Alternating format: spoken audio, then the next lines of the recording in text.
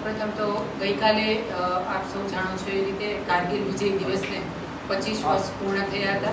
એટલે એ નિમિત્તે સૌપ્રથમ તો તમામ શહીદોને અને તમામ સૈનિકોને હું આ ગઈકાલના દિવસ નિમિત્તે કારગિલ વિજય દિવસ નિમિત્તે સત વંદન કરું છું, સત પ્રણામ કરું છું. અને મા ભારતીની રક્ષા માટે જે કોઈ શહીદોએ પોતાનું બલિદાન આપ્યું છે એ નિમિત્તે રાજકોટ શહેર ભારતીય જનતા પાર્ટી દ્વારા કિશનપરા ચોક ખાતે કારગિલ વિજય દિવસને 25 વર્ષ પૂર્ણ થતા હોવાથી એ નિમિત્તે ગઈકાલે ત્યાં પુષ્પાંજલિનો રાજકોટ બક્ષીપંચ મોરચા દ્વારા કાર્યક્રમ રાખવામાં આવેલો હતો. જે કાર્યક્રમમાં પાર્ટીનો કાર્યક્રમ હોવાથી એ કાર્યક્રમમાં હું પણ ત્યાં ઉપસ્થિત હતી. જે રીતે વાત જાણવા મળી ત્યાં પહોંચ્યા પછી કે 2 કાર્યકર્તાઓની કાર ડિટેન થઈ હતી એ વાત જાણવા મળી. એટલે આજથી કાર્યકર્તાઓએ અમને ભલામણ કરી કે વરસાદના દિવસો છે, શનિ રવિનો સમય છે, તો જો જે કાંઈ પણ આમાં જોગવાઈ થઈ શકતી હોય તો એ માટે કદાચ જો થઈ શકે તો અમને સારું પડે. ત્યારબાદ શહેર પ્રમુખ મુકેશભાઈ દોશી પણ આવ્યા અને એમણે પણ એમણે એસીપી પ્રભારી સાહેબ સાથે વાત કરી અને મેં ડીસીપી પૂજા યાદવ સાથે વાત કરી કે આ બાબતે શું થઈ શકે. પોલીસે જે કામગીરી કરી છે પોલીસની કામગીરી ખૂબ સરાહનીય છે. રાજકોટનો એકમાત્ર પ્રશ્ન એ ટ્રાફિકનો પ્રશ્ન છે અને એ સંદર્ભે પોલીસે જે કાંઈ પણ કામગીરી કરી છે એ કામગીરી સંદર્ભે મારે ડીસીપી પૂજા યાદવ સાથે વાત થઈ હતી કે આજે 2 કાર ડિટેન થઈ છે એમાં શું થઈ શકે. એ લોકોએ બંને કારનો આરટીઓનો મેમો જે તે કાર ચાલક હતા એમને અમારા કાર્યકર્તાને આપેલો હતો. આ બાબતે આરટીઓના મેમો બાબતે પણ અમારે વાત થઈ. તો આરટીઓ ઓફિસ ગઈકાલે શુક્રવારે સાંજે 6:30નો કાર્યક્રમ હતો એટલે આરટીઓની ઓફિસ છે એ બંધ થઈ ગઈ હતી અને ત્યારબાદ એમણે એવું જ કીધું, પૂજા યાદવે પણ કાર ચાલકને એ જ રીતે સમજાવ્યું કે આપ આરટીઓએ જઈ અને આ મેમોમાં જે દંડની રકમ છે એ દંડની રકમ આપ ભરી આપશો તો આપની કાર છે એ તરત જ છૂટી થઈ જશે. પરંતુ 6:30 થઈ ગયા હોવાથી આરટીઓની ઓફિસ બંધ થઈ ગઈ હતી. એટલે ત્યારબાદ અમે પૂજા યાદવ જે ડીસીપી છે એમની સાથે ફરીથી પરામર્શ કરી અને એમને કીધું કે આમાં કોઈ પણ ન્યાય વિરુદ્ધનું કાર્ય કરવાનું નથી, કોઈ પણ કાયદાનું ઉલ્લંઘન કરવાનું નથી. જે કાંઈ પણ કાયદાકીય જોગવાઈ હોય એ બાબતે તમે અમને માર્ગદર્શન આપો કે જેથી કરીને અમે કાર્યકર્તાને એ રીતે સમજાવી શકીએ. આથી એમણે જ અમને માર્ગદર્શન આપ્યું કે આમાં 2 જોગવાઈ હોય છે કે એક તો આરટીઓએ જઈ અને દંડની રકમ ભરી દે એટલે તરત જ એમની કાર ત્યારે ને ત્યારે જ છૂટી થઈ જાય. અને બીજી જોગવાઈ એવી હોય છે કે એમની ઓરિજિનલ આરસી બુક, ગાડીની ઓરિજિનલ આરસી બુક એ પોલીસ સ્ટેશનમાં જમા કરાવે અને પછી જ્યારે એ આરટીઓ ઓફિસ જઈ અને દંડની રકમ છે એ ભરે અને ભર્યા બાદ એ પહોંચ અમને બતાવે એટલે ગાડીની ઓરિજિનલ આરસી બુક અમે એમને પરત આપીએ. ત્યાં સુધી ગાડીની ઓરિજિનલ આરસી બુક છે એ અમારા કબજામાં રહે છે. આ કાયદાકીય જોગવાઈ છે.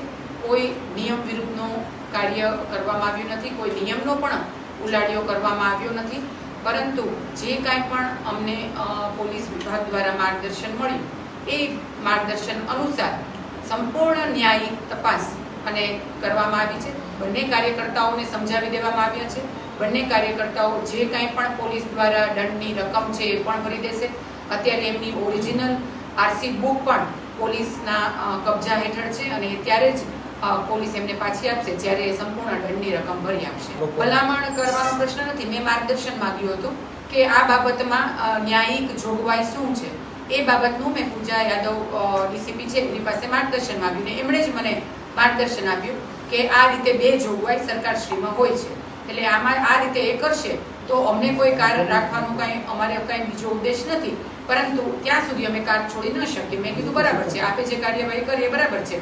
હવે જે ન્યાયિક જોગવાઈ છે એ અનુસાર એ બંને કાર્યકર્તાઓ કાર્યવાહી કરશે. જે કાર્યકર્તાઓએ આ કર્યું તો એ કાર્યકર્તાઓને પણ અમારા માધ્યમથી કહેવામાં આવ્યું છે કે ભાઈ તમારે આમાં દંડ પણ ભરવો જ પડે. યોગ્ય ન કહેવાય એટલે દંડ તો ભરવો જ પડે અને એટલા માટે થઈને જ એમની ઓરિજિનલ આરસી બુક કે જેના વગર તમારી ગાડી છે એ નિરર્થક છે. એટલે ઓરિજિનલ આરસી બુક છે એ આપણે અત્યારે પોલીસ પાસે એટલે જ જમા કરાવી છે કારણ કે નિયમ વિરુદ્ધ જવાની આમાં કોઈ પ્રશ્ન જ નથી. એ બાબતે આપ એમનો જ અભિપ્રાય લઈ લેશો કારણ કે એ બાબતનો મને બહુ ખ્યાલ નથી, એટલે એ બાબતે હું વધારે પ્રકાશ નહીં પાડી શકું. ગઈકાલની જે ઘટના હતી અને મારે જે ડીસીપી પૂજા યાદવ સાથે જે કંઈ વાત થઈ એ વાત સંદર્ભે હું આપ સૌના બાબતે ધ્યાન પ્રકાશમાં મૂકી શકું. કાર્યકર્તાને પણ મેં તરત જ બંને કાર્યકર્તાઓને મેં સૂચના આપી છે કે જે પોલીસે જે આપણને દંડની જોગવાઈ કરી છે, પોલીસે જે કાયદાકીય આપણને જોગવાઈ કરી છે એને આપણે અનુસરવી જ પડે. આપણે ભારતીય જનતા પાર્ટીના આપણે કાર્યકર્તા છીએ, આપણી એક ફરજ છે અને પાર્ટીની આપણી ફરજના ભાગરૂપે અને એક સાચા નાગરિકના ભાગરૂપે આપણે દંડ પણ ભરવો પડે, આપણે આપણી બોક પણ જમા કરાવવી પડે અને પોલીસનો જે ન્યાયિક દંડની જોગવાઈ છે એને આપણે ફોલો જ કરવી પડે અને ત્યારબાદ પણ જે કંઈ પણ પોલીસ માર્ગદર્શન આપે એ પ્રમાણે આપણે એને અનુસરવું પડે. એ આપણે એક સાચા નાગરિક તરીકે.